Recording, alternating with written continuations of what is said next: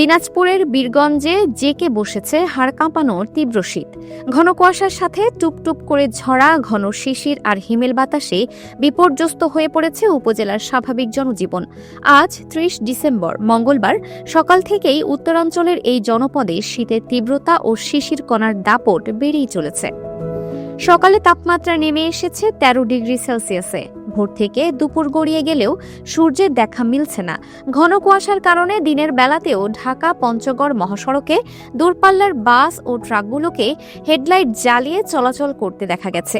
এই তীব্র শীতে সবচেয়ে বেশি দুর্ভোগে পড়েছেন দিনমজুর, রিকশা চালক, ভ্যান চালক ও খেটে খাওয়া সাধারণ মানুষ।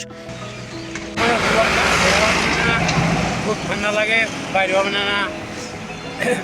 খুব খারাপ লাগতেছে, একদম খাওয়ারি হবে না,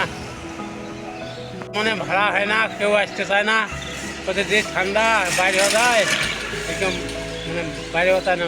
শীতের প্রকোপে রাস্তায় মানুষের চলাচল কমে যাওয়ায় তাদের আয় রোজগারে ভাটা পড়েছে। প্রয়োজন ছাড়া কেউ ঘর থেকে বের হচ্ছেন না।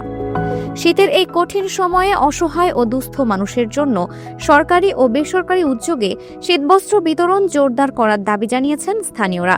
দ্রুত সহায়তা পেলে খেটে খাওয়া মানুষের এই দুর্ভোগ কিছুটা হলেও লাঘব হবে বলে আশা করা হচ্ছে। Multimedia desk, Dinajpur TV.